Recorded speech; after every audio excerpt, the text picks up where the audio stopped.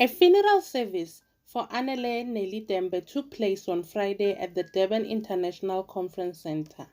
Anele, who was engaged to rapper AKA, died on Sunday. The 22-year-old fell to her death from the 10th floor of Pepper Club Hotel in Cape Town. Hey guys, and welcome back to the channel. Please click that subscribe button and the notification bell. Sandile Zungu read a letter from Anele's father, Moses, during the farewell service, which he said was a reflection of a broken-hearted father and the farewell to a beloved daughter.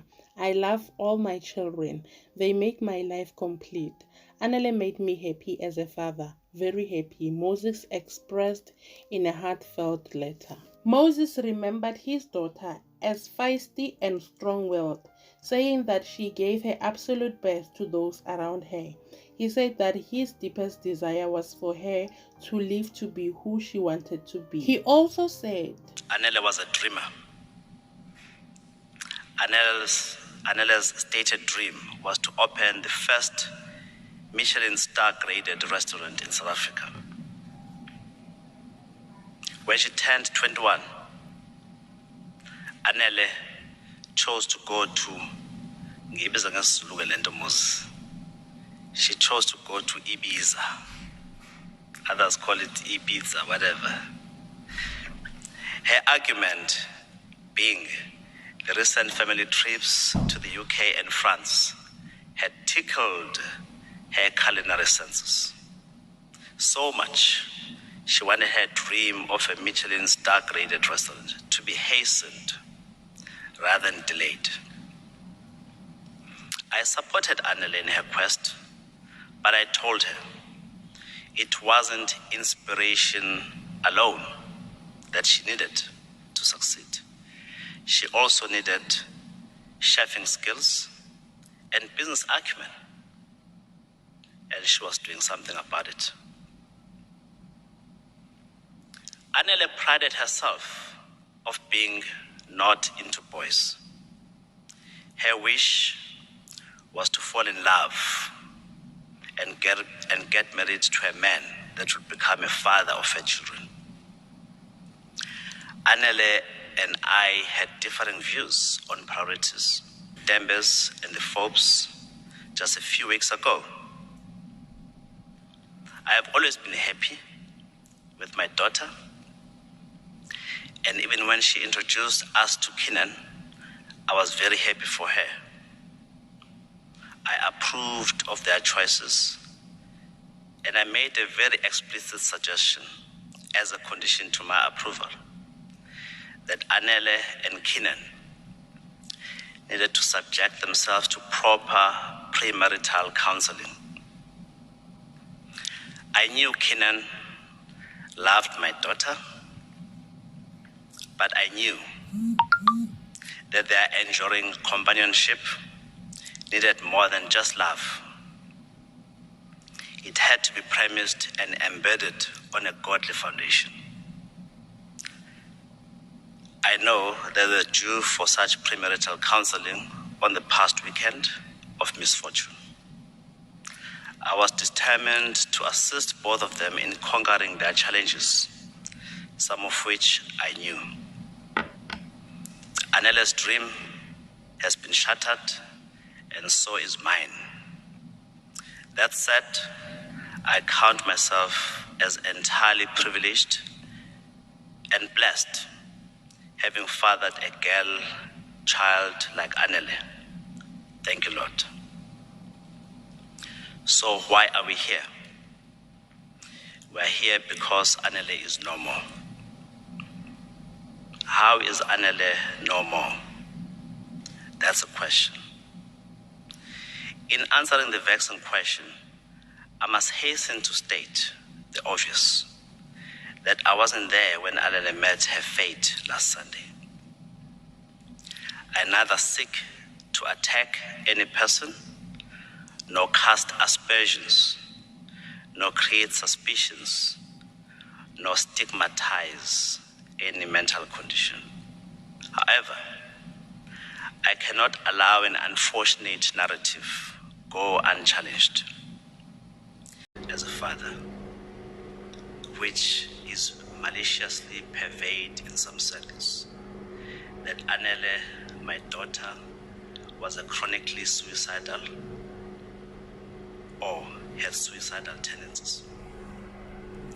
All I can say is that until she turned 21, Anele wouldn't consider taking her own life as a solution. Not a single member of my family, Anele's family,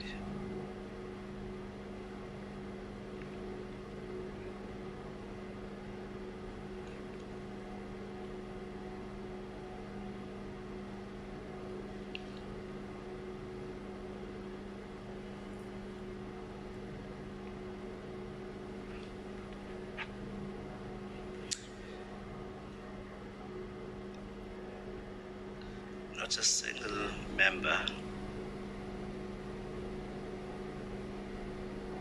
of my family, Anele's family, will have ever associated Anele with suicide. It never arose. Living would not have been Anele's challenge. On the contrary, Anele loved herself so much, she wanted to live more rather than less. As Anele's father, I hereby state categorically that Anele was neither suicidal nor did she commit suicide. Ladies and gentlemen, we need to understand the forces that put us in a situation that we find ourselves. Of course, we must, as a matter of extreme priority, deal with the scourge that bedevils our youth. Alcohol, which is overused, and drugs. Especially if we envisage our youth contributing meaningfully to our nation building and economic development efforts. Fellow South Africans, we had better problem with substance abuse and add to that other social ills, then we are in a crisis. If there's a notion that must be dispelled once and for all, it is that your child comes of age at 21. Legal capacity and maturity aside, but the virtual umbilical cord must be nourished at all times. We must strengthen the bonds and create bigger space for meaningful engagement with our children, even beyond the age of 21. Isaiah 6 verse 1 uthi, unyaka wokufa kwenkosi ukuziya ngabona uJehova.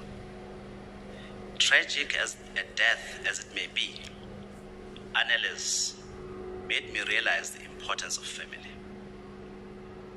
I couldn't have pulled this through without family.